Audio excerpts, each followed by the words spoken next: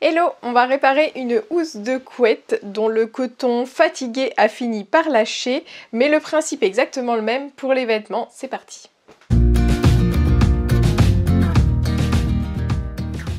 Je suis Charlène, je fais des tutos et des formations de couture pour les débutants et je vous envoie aussi tous les mercredis une lettre d'inspiration couture. Pour la recevoir, cliquez sur le premier lien en description de cette vidéo. Donc pour les réparations, on n'a pas une solution universelle, par contre on a des grands principes qu'on va pouvoir suivre à chaque fois qu'on répare un vêtement ou un objet en tissu. Alors je vous avertis, si vous cherchez une réparation complètement invisible, c'est quasiment impossible à atteindre. D'ailleurs maintenant c'est de plus en plus la mode de faire des réparations qui se voient, qu'on va prendre un fil contrastant et on va porter fièrement nos vêtements réparés. Alors on aime ou on n'aime pas, moi j'ai quand même un petit peu du mal et j'aurais tendance à le camoufler peut-être avec de la broderie ou avec autre chose, pourquoi pas, et puis à essayer de faire quelque chose le plus discret possible, c'est ce que je vais essayer de vous montrer aujourd'hui, mais vraiment sachez que invisible, ça va être difficile. Attention, ici je parle des trous dans le tissu et non des coutures décousues qui elles pourront être cousues ni vues ni connues, que ce soit à la machine ou peut-être à la main.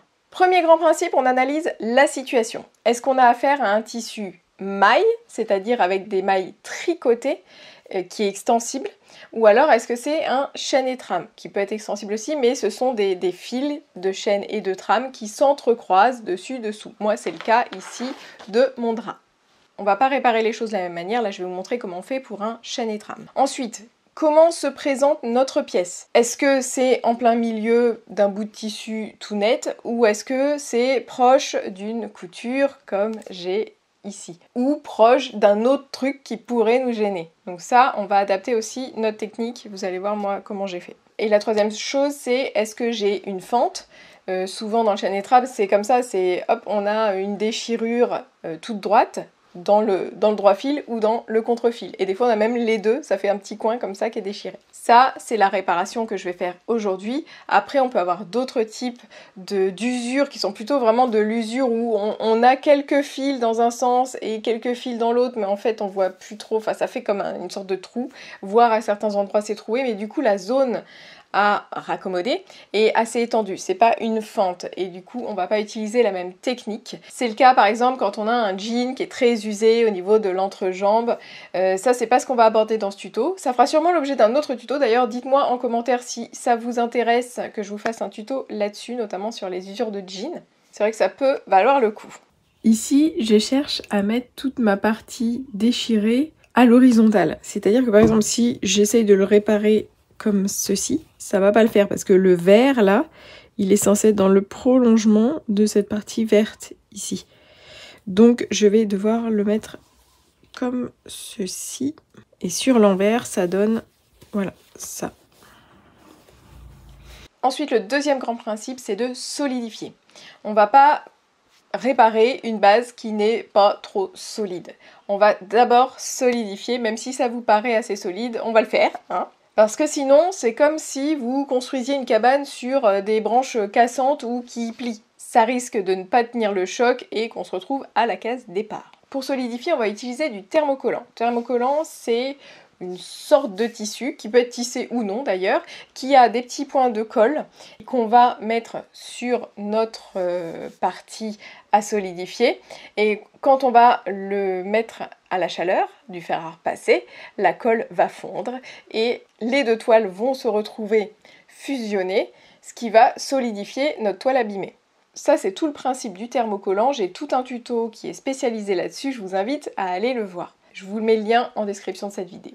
Maintenant, je vais prendre une bande de thermocollant qui va faire la longueur de la déchirure là, avec 2 cm de plus de chaque côté. Ici, pareil, on va mettre au moins 2 cm de chaque côté.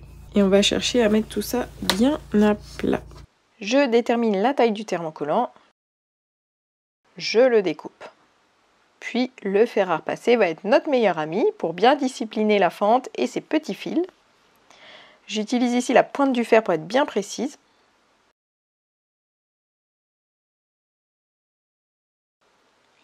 Et ensuite, comme indiqué dans le tuto sur les règles pour thermocoller, je mets une pâte mouille en dessous et une au-dessus et je colle mon rectangle de thermocollant. Et puis le troisième grand principe, une fois qu'on a solidifié, c'est qu'on va s'accrocher à des fils qui tiennent. On va pas utiliser les premiers fils qui traînent autour de notre fente là si on a un tissu chaîné trame, parce que les premiers fils, ils vont pouvoir s'en aller eux aussi. Donc il va falloir qu'on s'accroche un petit peu plus loin. C'est un petit peu, si je reprends mon analogie avec ma cabane, là, si vous voulez mettre un hamac devant votre cabane entre deux arbres, vous n'allez pas prendre les branches extérieures de l'arbre qui sont fragiles et qui plient, vous allez vous retrouver par terre. Donc vous allez plutôt prendre des branches qui sont plus proches du tronc, qui sont un petit peu plus éloignées. Et bien là, c'est pareil, on va aller faire notre point de réparation au moins à 2 mm de part et d'autre de notre fente.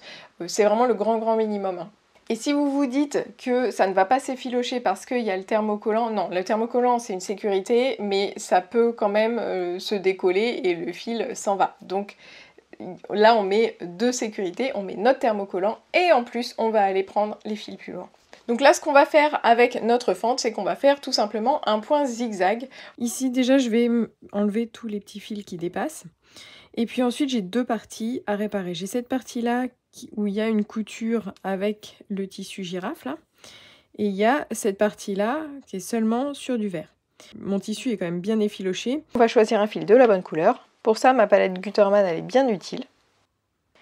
Je sélectionne un point zigzag le plus large possible. Dans mon cas c'est 7 mm. Et je diminue la longueur du point. Alors là j'ai diminué à 1 mm pour commencer. Vous allez voir que j'ai changé juste après.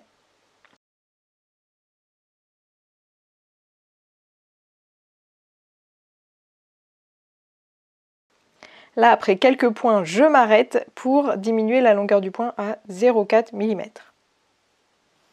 Quand j'ai fini de recouvrir la partie verte, je fais un point d'arrêt et je vais recommencer sur la partie girafe. Mes réglages ici, j'ai diminué à 6 mm de large le zigzag parce qu'il n'y a pas besoin de 7 et la longueur du point, je la laisse à 0,4 mm. Rappel pour le zigzag, on place la fente en plein milieu du pied de biche et on va piquer de part et d'autre. Comme ce point est soumis à tension quand on rentre la couette dans la housse de couette, je commence par quelques zigzags de longueur 0, c'est-à-dire sur place, pour solidifier vraiment ce point.